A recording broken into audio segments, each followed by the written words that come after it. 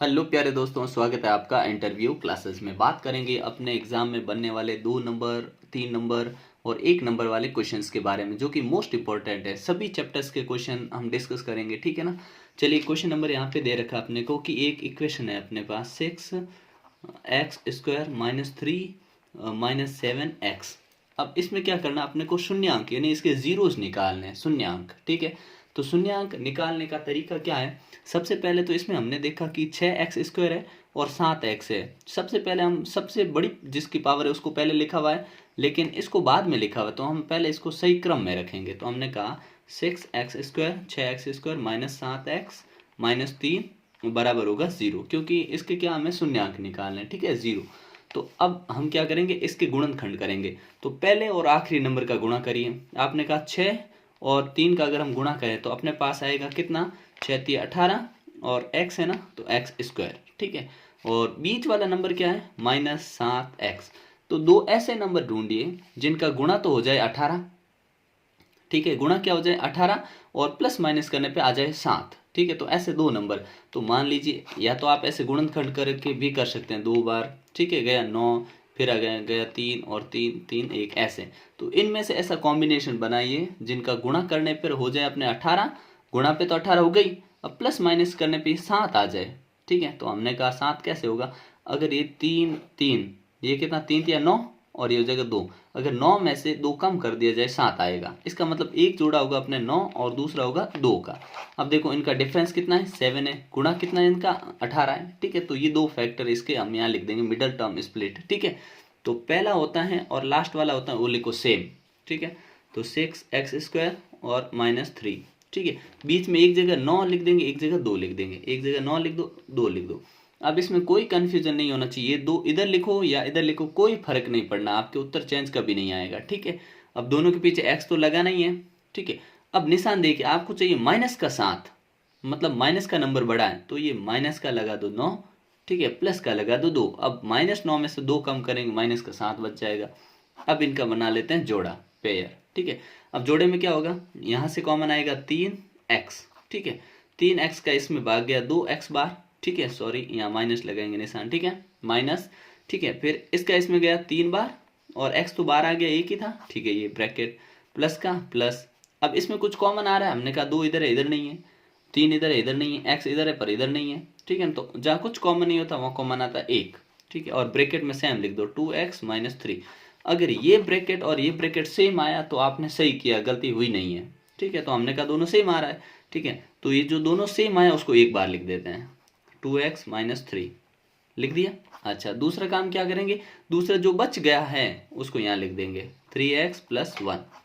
बस ये अपना आंसर हो गया। ये अपने जीरोस, अच्छा शून्यांक चाहिए ना, तो ये तो इसके गुणनखंड हो गए, फैक्टर हो गए। अब हमें जीरो चाहिए, तो सामने जीरो लिखा ही था हमने शुरू में, ठीक है ना, जीरो रखेंगे, ठीक है। अच्छा, अब देखते हैं, इसको भी जीरो के बराबर करेंगे, इसको भी करेंगे। तो हमने कहा 2x -3 बराबर 0 और 3x + 1 बराबर 0। तो इसमें देखिए 2x, इस 3 को उधर भेजा तो प्लस में हो गया 3, ठीक है। और फिर x चाहिए तो 3/2, ये आंसर आया, एक जीरोस। दूसरा शून्यांक क्या होगा, 3x बराबर -1, ठीक है। और x बराबर -1/3, ये दूसरा आंसर अपने, ठीक है ना। तो ये दो शून्यांक होंगे, तो x के शून्यांक क्या होंगे, एक तो होगा 3/2 और एक होगा -1/3। ये अपना फाइनल आंसर होगा, ठीक है ना। ऐसे जीरोस निकालते हैं शून्यांक। दूसरा क्वेश्चन क्या कह रहा है, दूसरे क्वेश्चन बोला है कि आप दिए गए चित्र में x का मान निकालिए। ये पड़ा x, यहाँ पे x है, यहाँ पे 50 डिग्री लिख रखा है, ठीक है। तो हमने कहा निकाल देते हैं, क्या है, इस प्रकार से हम PQAB है ना, तो ये एक वृत्त है, ठीक है। यहाँ पे एक वृत्त बना देते हैं, ये वृत्त है इस टाइप का, ठीक है ना,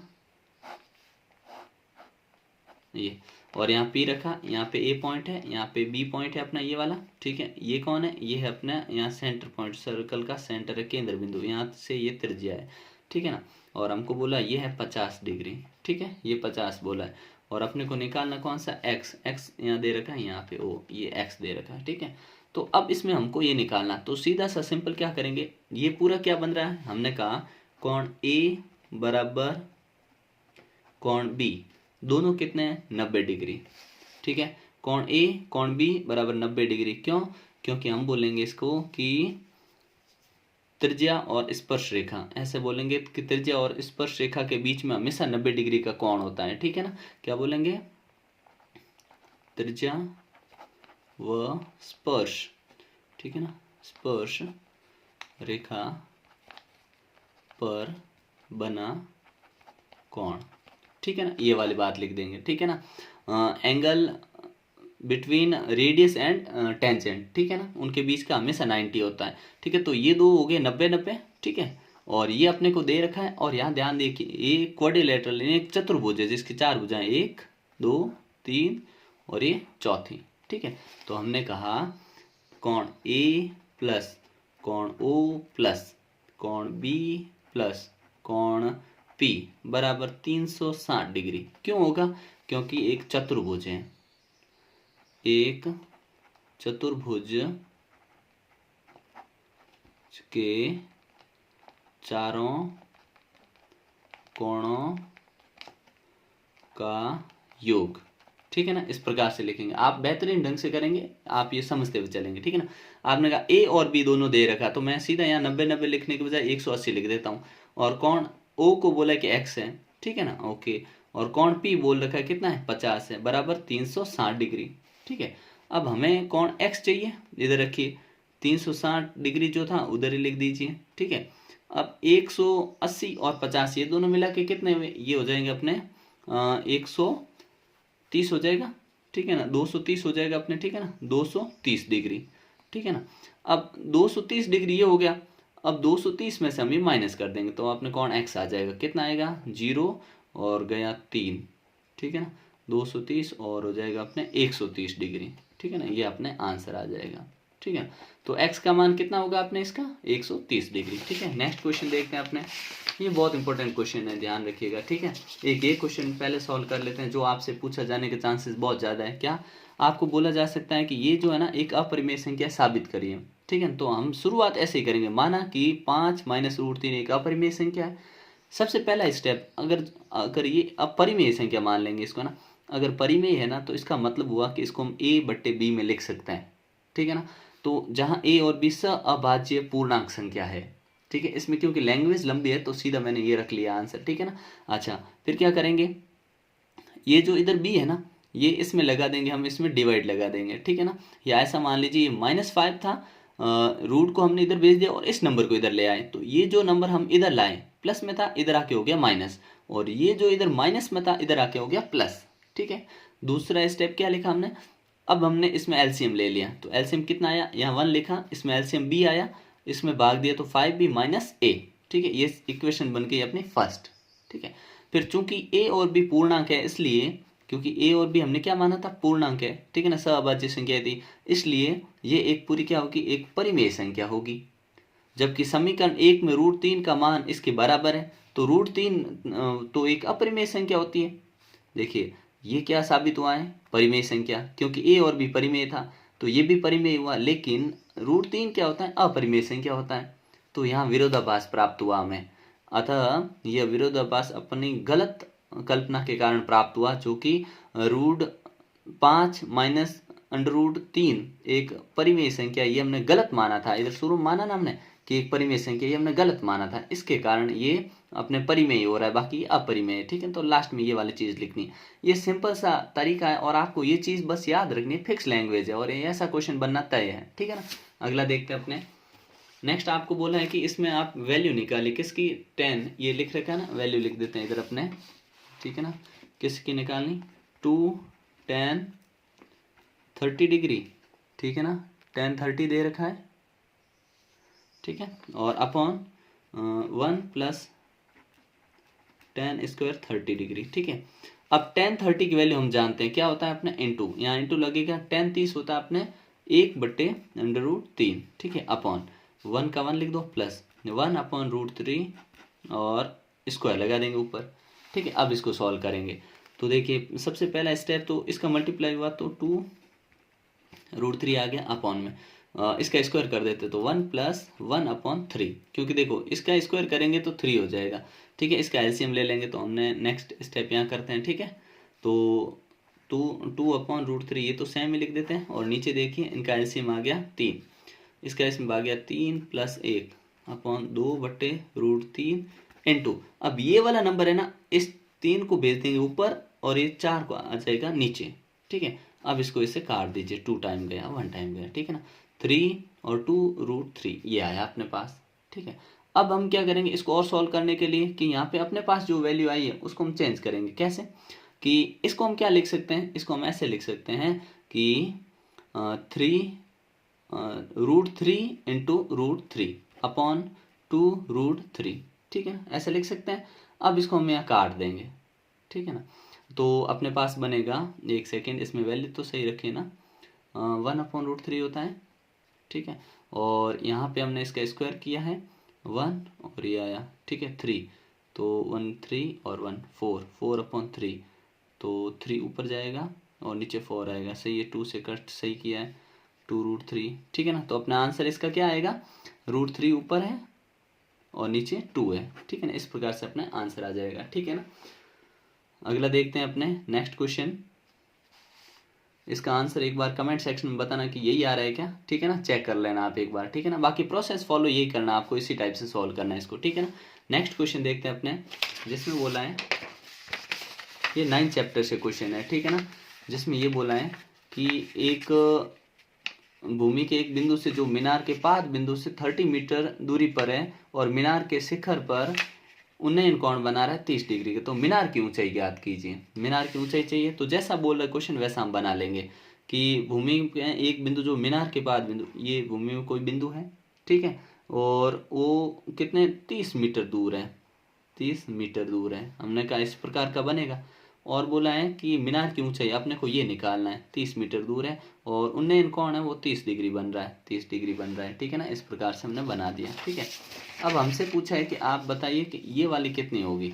तो जब भी आपको ये और ये वाली चीज़, इसको हम कहते हैं अपने क्या, लंब, इसको कहते हैं आधार, ठीक है ना, LAL बट्टे में हो जाएगा अपने KKA, ठीक है। तो लंब और आधार ये किस में आता है, अपने 10 में आता है, ठीक है। इंग्लिश में बोलें तो क्या बोलेंगे इसको, अपने बोलते हैं पंडित बद्री प्रसाद हर हर बोले, ठीक है। तो इसमें P/B ये आता है, ठीक है ना।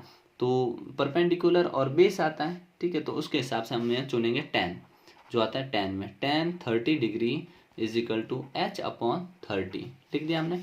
अब 10 30 होता है 1/√3, ठीक है, और हो जाएगा H अपॉन ये हो जाएगा 30। अब इसका इससे मल्टीप्लाई तो हुआ आपने √3 H = 30, ठीक है। H इधर रखा, 30/√3 नीचे लिख दिया, ठीक है। अब इसको रेशनलाइज करवा देंगे, हरों का परिमेयकरण, तो √3 ऊपर √3 नीचे, ठीक है। तो H = कितना आएगा 30√3 और अपॉन में रह जाएगा अपने, इनका मल्टीप्लाई हो जाएगा 3, तो ये कट गया, तो आया 10√3 मीटर, ठीक है ना।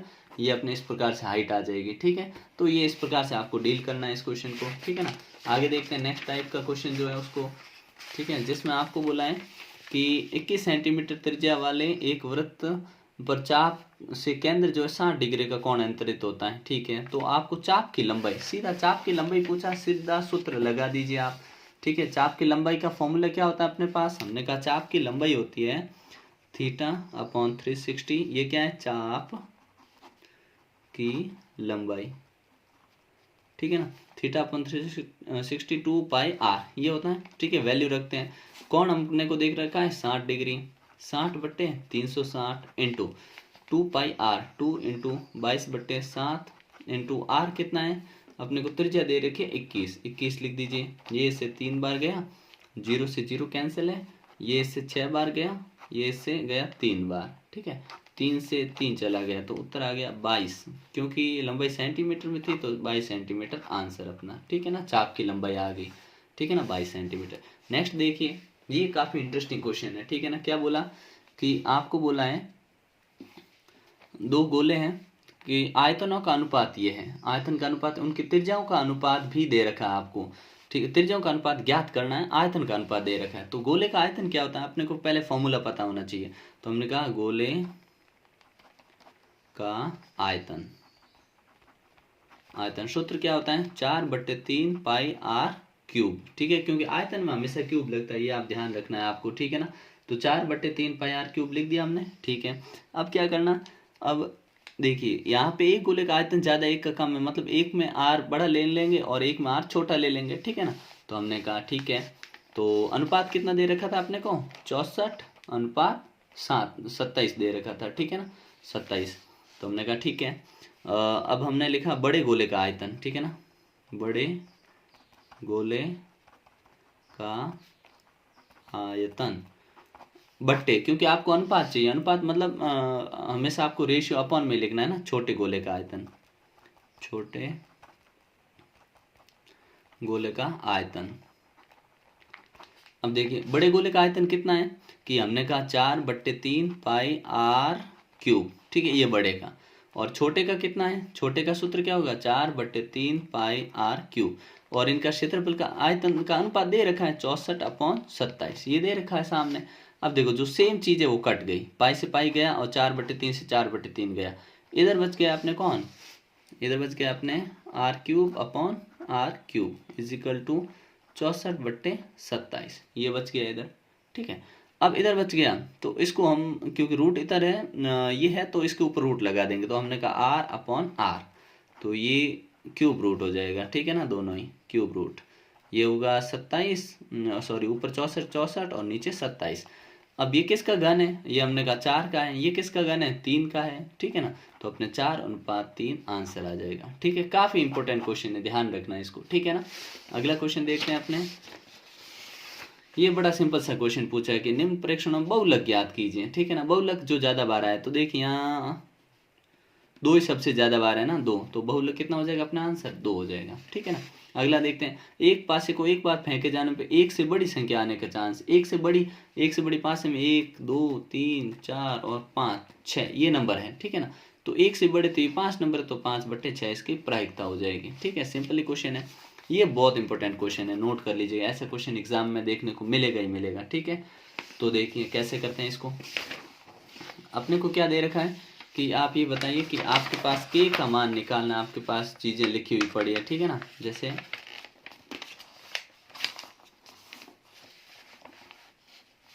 क्वेश्चन में अपने पास इक्वेशन दे रखी है 2x² plus K X plus 2 is equal to 0, find the value of K, ठीक है, सॉरी के वैल्यू निकालनी, और आपको बोला है मूल समान है, ध्यान रखिए मूल समान है, इसका मतलब हुआ कि b² - 4ac बराबर 0 के होगा, तभी मूल समान होते हैं, ठीक है।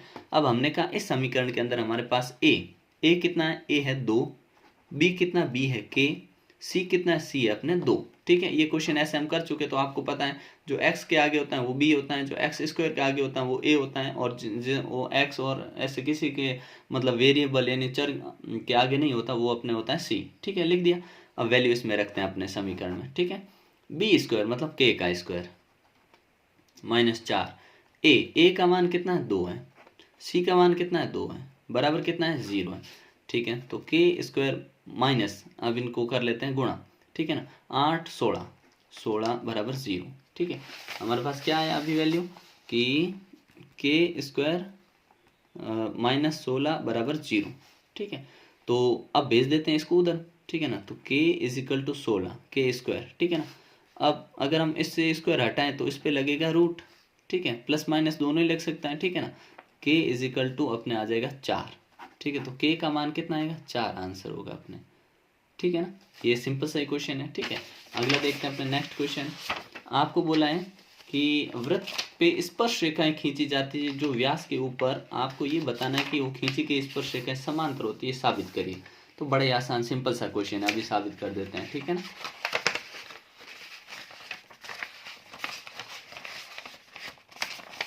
देखिए क्योंकि स्पर्श रेखाएं खींची गई है ना, क्वेश्चन दिख रहा है, ये रहा, ठीक है, ये रहा अपना 14वां क्वेश्चन। तो यहाँ पे करते हैं, ये वृत्त है, ठीक है ना, ऐसा कुछ आपको अच्छे से वृत्त बनाना है, ठीक है ना। डायग्राम हमेशा जरूरी होता है क्वेश्चन के अंदर, ठीक है। क्वेश्चन जैसा कह रहा है वैसा डायग्राम बना रहे हैं हम, ठीक है। ये है, अब बोला है कि वृत्त के व्यास, मान लीजिए ये व्यास है, ठीक है, इसके एक स्पर्श रेखा इधर से खींची है, ठीक है, ये ऐसे खींच दिया, ठीक है। अब बोला है कि स्पर्शिकाएं समांतर होती है, आपको ये साबित करना है कि इसको नाम दे देते हैं ए बी और सी डी, ठीक है, नाम दे दिया इसको, यहाँ पॉइंट है, यहाँ पॉइंट है, यहाँ पॉइंट है, यहाँ पॉइंट है, ठीक है, और इसको नाम ओ दे दिया, इसको दे दिया पी क्यू, ठीक है। अब आप ये साबित करिए कि ये दोनों समांतर हैं, तो हम क्या करेंगे, बड़ा ही सिंपल है और 3 लाइन में उत्तर खत्म कर देंगे। कैसे, स्पर्शिका त्रिज्या के साथ कितने डिग्री, 90 डिग्री, ठीक है ना, तो ये 90 रहेंगे सारे कोण, ठीक है। तो हम यहाँ लिखेंगे क्या, दिया है, प्रोसेस हमेशा फॉलो करेंगे, दिया है, दिया हुआ क्या है, दिया हुआ है कि अपने एक वृत्त जिसका केंद्र जिसका केंद्र क्या है, ओ है, ठीक है, जिसका केंद्र ओ है, ठीक है, सर्कल विद सेंटर ओ, ठीक है ना, लिख दिया। अब दिया है सिद्ध करना, यहाँ लिखेंगे सिद्ध करना है, सिद्ध क्या करना है हमको, सिद्ध ये करना है कि ए बी समांतर होगी किसके, सी डी के, ये साबित करना है, ठीक है। अब लिखेंगे उपपत्ति, ठीक है, तो गिवन हो गया, ठीक है, टू प्रूव हो गया और ये हो गया प्रूफ, ठीक है ना। उपपत्ति में क्या लिखेंगे, हम लिखेंगे, क्योंकि हमको सर्कल वगैरह ये सारी चीजें दे रखी थी वृत्त के व्यास से, ठीक है ना, तो ये व्यास के ऊपर बनी है, तो उपपत्ति में लिखेंगे एंगल का नाम, ठीक है ना, कोण, क्या लिखेंगे, कोण सी पी ओ बराबर 90 डिग्री, ठीक है। अगर ये 90 हमने क्यों लिखा है, क्योंकि वृत्त व स्पर्श, लिखेंगे स्पर्श रेखा के बीच का कोण, ठीक है ना, बीच का कोण, ठीक है। वृत्त की स्पर्श रेखा और अपने जो त्रिज्या होती है उसके बीच हमेशा 90 होता है, ठीक है। और ऐसे कैसे हम लिखेंगे, दूसरा कौन सा, बी क्यू ओ, ये कितना हुआ, 90 डिग्री, ठीक है ना, बी क्यू, और रीजन सेम लिखेंगे हम, यही वाली चीज स्पर्शिका और, ठीक है ना। अब ये मान लेंगे समीकरण 1 और समीकरण 2, ठीक है, तो हम यहाँ लिखेंगे समीकरण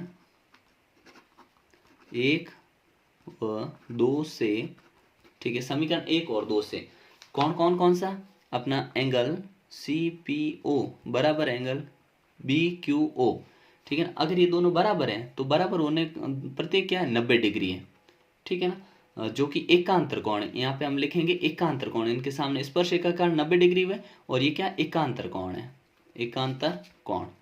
अगर ये एकांतर कोण है, अल्टरनेट एंगल है, अल्टरनेट इंटीरियर एंगल है, तो अल्टरनेट इंटीरियर एंगल कब होता है, जब दो लाइनें समांतर होता है, अतः ए बी समांतर होगी सी डी के, हैंस प्रूव, इत्ति सिद्धम। इस सिंपल सी लैंग्वेज में आपको लिख देना है, ठीक है ना, कोई मतलब कहने का मतलब बहुत ही आसान है, ज़्यादा मुश्किल काम नहीं है, ठीक है ना।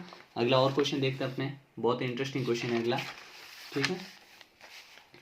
एक पेड़ की छाया वृक्ष की ऊंचाई के बराबर है, ठीक है, माना ये पेड़ है और इसकी छाया ये एक्स है तो ये भी एक्स है, ठीक है। फिर क्या बोला, बराबर है तो सूर्य का उन्नयन कोण, मतलब आपको ये कोण बताना, ये वाला। तो ध्यान दीजिए, जब भी ये दोनों चीजें दे तो हम क्या लेते हैं, हमेशा tan लेते हैं, तो हम यहाँ क्या लिख देंगे, tan थीटा, ठीक है। क्या लिखेंगे अपने, tan theta is equal to, दोनों ही x अपॉन x आ गया, भाग दिया तो tan थीटा कितना आया, tan थीटा 1 आया। अब मुझे बताइए tan में 1 एक मान कहाँ होता है, तो वो होता है अपने tan थीटा बराबर कितने, tan 45 डिग्री पे, ठीक है ना। तो अपने एंगल कितना होगा, एंगल होगा थीटा इज इक्वल टू होगा 45 डिग्री, आंसर, ठीक है ना। ये तो बड़ा सिंपल कॉमन सा क्वेश्चन था, ठीक है ना। अगला और देखते हैं क्वेश्चन, जिसमें आपको दे रखा है दो शंकुओं की त्रिज्याओं का अनुपात दे रखा है, ऊंचाई का अनुपात आपको दे रखा है और उनके आयतन का अनुपात आपको निकालना है। तो शंकु के लिए आपको आयतन बोला है, तो पहले आपको शंकु का जो क्षेत्र अपने सूत्र होता है वो आपको आना चाहिए, ठीक है ना। तो शंकु का अपना आयतन क्या होता है, 1/3 पाई आर स्क्वायर होता है, ध्यान रखना है, ठीक है ना। तो चलिए लगाते हैं सूत्र और निकालते हैं आंसर। देखो दो शंकु है ना, तो हमने कहा दो शंकु है तो एक छोटा शंकु होगा एक बड़ा होगा, ठीक है ना। तो हमने कहा पहला शंकु, उसके लिए हमने h1 हो गया, क्योंकि ऊंचाई पहले त्रिज्या का अनुपात दे रखा है ना, तो हमने लिखा r1 बराबर 3 और r2 बराबर हो गया 1, ठीक है। दिख नहीं रहा है ना, ये रहा। ठीक है ना, ये हमने लिख दिया। अच्छा ठीक है, दूसरे में बोला है कि उसकी ऊंचाई का अनुपात, मतलब h1 इज इक्वल टू 1 और h2 बराबर हो गया अपने 3। ठीक है, अब बोला है कि उनके आयतन का अनुपात, हमका आयतन का अनुपात चाहिए ना, तो आयतन का अनुपात, आयतन का अनुपात कितना होगा, तो हम लिख देते हैं R1 R2, देखो 1/3 पाई आर स्क्वायर एच। ठीक है, वो सेम लिखेंगे 1/3 पाई आर स्क्वायर एच। अब देखिए पहले वाला है उसको 1 1 और इधर लिख देंगे 2 2। ठीक है ना, सूत्र में लिख दिया। अब वैल्यू रख देते हैं इसकी। ठीक है ना, तो यहाँ वैल्यू रखी, ये तो सेम चीज हमेशा काट दो। ठीक है, R1 का स्क्वायर, R1 अपने 3 का स्क्वायर। ठीक है, H1 कितना, इतना 1। ठीक है, अपॉन R2 कितना 1 का स्क्वायर इंटू H2 कितना 3 लिख दीजिए। अब करेंगे इसका स्क्वायर, तो ये हो जाएगा अपने 9 बट्टे कितना हो जाएगा, नीचे गया 1। ठीक है, 3। ठीक है, तो इसको हम काटेंगे तो जाएगा अपने 3 और नीचे रहेगा 1, तो अनुपात कितना है 3:1। ठीक है ना, यही अपना आंसर होगा। ठीक है ना, नीचे लिख दे 3:1 आंसर होगा। ठीक है ना, ये आपको ध्यान रखना है। ठीक है, इसका लास्ट क्वेश्चन देखते हैं, उसके बाद में और आपको इंटरेस्टिंग क्वेश्चन मिलेंगे नेक्स्ट वीडियो में। ठीक है ना, इसमें क्या बोला, बंटन का माध्यक ज्ञात कीजिए। तो माध्यक क्या होता है, सिंपल सी चीज है, इसको माध्यक निकालने के लिए लाइन से लगा दो, 1 2 3 5 9। अब जो बीच में आएगा 2 नंबर इधर 2 नंबर इधर, बीच में कौन है 3 है ना, तो 3 हो गया माध्यक। और मान लीजिए यहाँ पे एक और नंबर हो जाता 10, तो आप कैसे निकालते हैं, तो बीच में 2 नंबर आ रहे हैं, कौन से, देखो 1 2 3 5 9 10, बीच में 2 नंबर ये बीचों बीच आ रहे हैं, तो 3 + 5/2, तो कितना होता है 8। कितना होता है अपने 8/2 और आंसर आ जाता अपने 4। ठीक है, तो ये ध्यान रखो। ठीक है ना, अभी इतने इधर अपने इसमें 3 आंसर करेक्ट हो जाएगा ये।